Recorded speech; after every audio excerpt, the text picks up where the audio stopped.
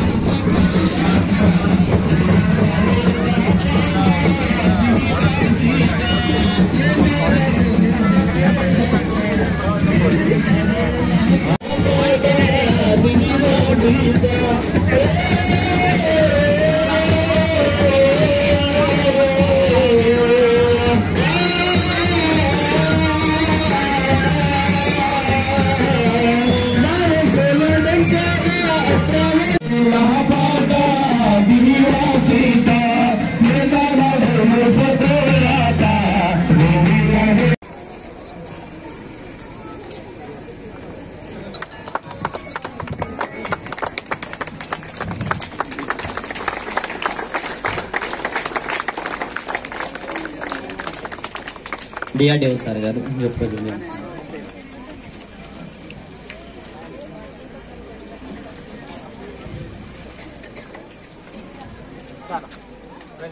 ST NRM Gopalakrishna sir, GIS technical expert సార్ని జ్యోతి ప్రజ్వలన చేయాల్సిందిగా కోరుతున్నాను. ఎంపీపీ మల్లికార్జున్ సార్, మాజీ ఎంపీ, జ్యోతి ప్రజ్వలన కార్యక్రమాన్ని చేస్తున్నారు.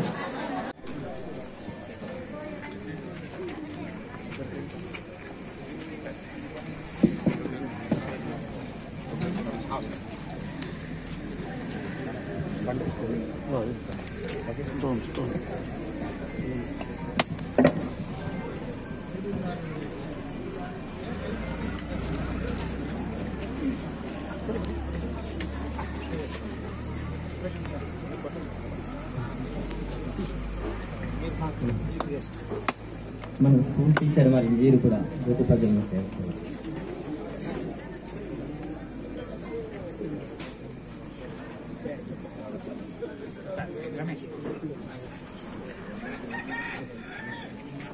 ప్రమాణం చేస్తున్నాను.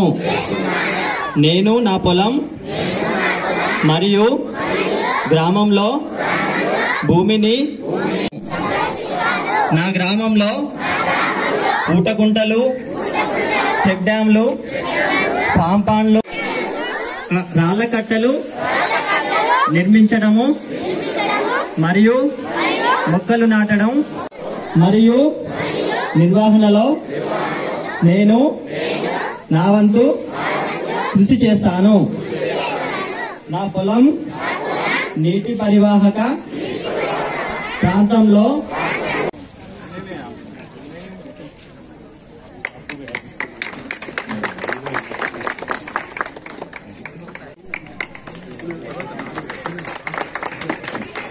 కృష్ణ. తర్వాత శ్రీ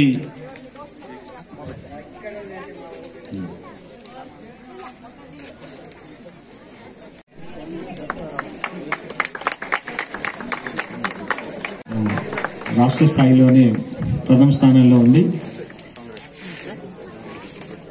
ఈ వర్క్ ఎగ్జిబిషన్ అంతవరకు కూడా పర్ఫెక్ట్ గా చేయించుకుంటాను. కట్టాలి సార్. అంటే ఎక్కడైతే మనకు చిన్న నాల ప్రవహిస్తుంటుందో ఆ నాలకి అడ్డుగా మనం రాళ్లతో కట్టి మట్టిని పుట్టుకుపోకుండా ఇలా మట్టిని సారవంతమైన మట్టిని పుట్టుకుపోయిన కాపాడుతున్నాం సార్. లైఫ్ వచ్చి మనకు 3 to 4 years ఉంటుంది సార్. ఇది అంటే శాండ్ ఫిల్ అయిపోతే లైఫ్ టైం సార్. దీని స్ట్రక్చర్ వచ్చి ఇది సాయిల్ ఎరోజన్ కాకుండా అడ్డుకోవడం అంటే దీని ప్రాధాన్యత. అంటే మొదటి దశ మొదట్లో సాయిల్ ఎరోజన్ కి చిన్న చిన్న ఖర్చులతో ఒక 8,000-10,000 ఖర్చు నిర్మిస్తాము. నాలుగు పెద్దగా అయిన కొద్దీ మనము చెక్ డ్యామ్ ఫస్ట్ ఆర్డర్ వెళ్ళాం సార్. ఫస్ట్ ఆర్డర్లో గల్లీలో ఎల్బీస్ ఆర్ఎల్బీస్ అని రాళ్ళగట్ట చేస్తాం. సెకండ్ ఆర్డర్ థర్డ్ ఆర్డర్కి వచ్చేసరికి కుంటలు పెద్దగా చేస్తాం. మనకు అవి 4 meters height 150 meters length 4 meters తో మనకి ఎక్కడైతే పెద్ద వాటర్ ప్రవాహం ఉంది, ఒక 1 acre పాండేజ్ ఆగి మనం ఒక 10,000 10,000 క్యూబిక్ నీటి నిల్వ చేయాలి సామర్థ్యం ఉన్న చోట మనం గుంటలు నిర్మించడం జరుగుతుంది సార్. ఇలా మనం ఈ గ్రామంలో అమృత్ సరోవర్ కింద కూడా ప్రతి గ్రామానికి నిర్మించడం జరిగింది సార్. తర్వాత ఇంకా 4 పెద్ద చెక్ డ్యామ్ అంటే ఇట్లా చెక్ డ్యామ్స్ చేస్తాం సార్. ఇది ఒక దాదాపు 1/2 kilometer 600 meters వరకు బ్యాక్ వాటర్ అవుతుంది sir.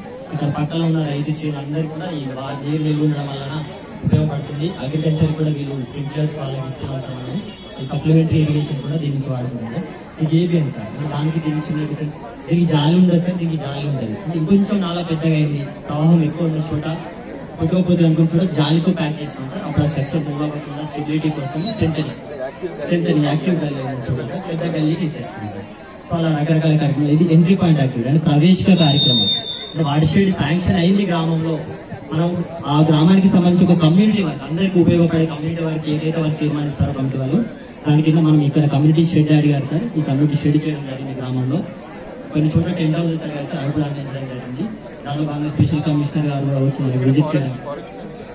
Forest sir reserve forest మనకు పర్మిషన్ లేదు సార్. అవుట్ ఆఫ్ ది ఉంది సార్ పాడి మండలం ఉంది సార్. స్టోన్ తేవడానికి కొంచెం ఇష్యూస్ ఉన్నాయి సార్. సిసిటీ ఎస్సిటీ ఇప్పుడు పర్మిషన్ ఇచ్చారు సార్. తెలిసేసి ఎస్సిటీ సిసిటీ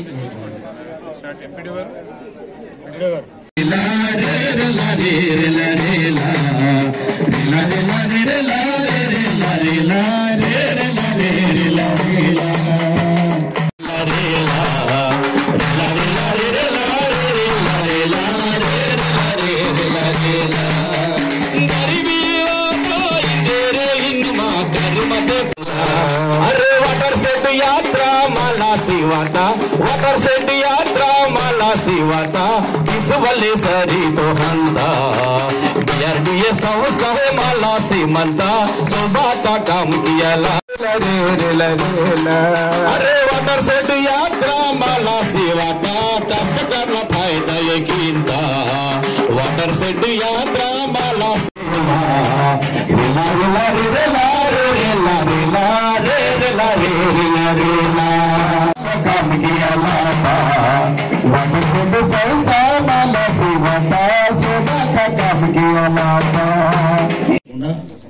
ఎక్కడైతే ఒర్రెలు ఇప్పుడు ఎందుకంటే మన అన్ని ఇట్లా ఒడ్లు వంకలు ఉంటాయి కాబట్టి ఆ ఒర్రెల్లోకి వెళ్ళి నీళ్ళని వేస్ట్ గా పోయి మనకు అనవసరంగా ఈ సముద్రంలోకి వెళ్ళడం అంటే వేస్ట్ అవుతున్నాయి.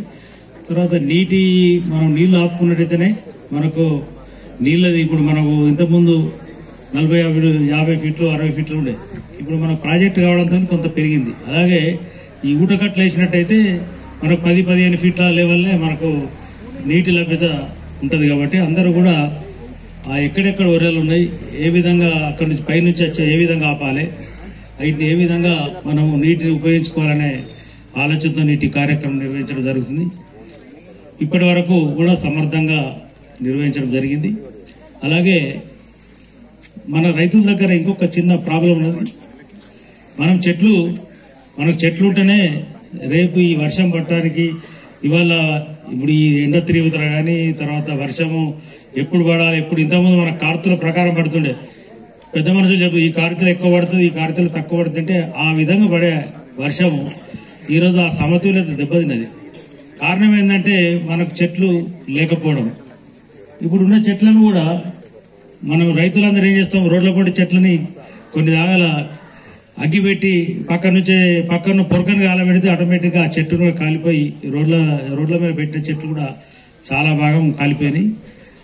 ఇప్పుడు మనం చెట్లను ఓడగొట్టుకొని దేవుళ్ళను దేవుని మొక్కద్దంలేం కానీ వర్షం ఎందుకు వస్తుంది? చెట్లను కూడా కాపాడాలి, మనం దేవుని కూడా మొక్కాలి. రెండు తీర్లు వేసినప్పుడే మనకు వర్షం వస్తుంది. మనం మొత్తం చెట్లను ఓడగొట్టుడు ఇక దేవార్లు చేసుకుంటే మొక్కితే వర్షం ఎక్కడికి వెళ్ళొస్తుంది. అందుకోసం మీరు ఆలోచించుకొని దాన్ని కూడా చెట్లను కూడా ప్రతి చెట్టును కూడా కాపాడాల్సిన బాధ్యత కూడా మనకి ఉన్నది. ఈ విధంగా మీరందరూ కూడా మన యొక్క వాతావరణాన్ని మంచిగా ఉంచుకోవాలి. ఇంతకుముందు ఏ విధంగా అయితే వర్షాలు పడితే ఆ విధంగా ఉంచుకోవాలనుకుంటే చెట్లను కూడా కాపాడుకోవాలి, ఇంటింటికి చెట్లు పెట్టాలి. ఇదే విధంగా నీటిని కూడా మనం పొదుపుగా వాడుకోవాలని చెప్పి ఈ సందర్భంగా మనం ముగిస్తున్నాను. జై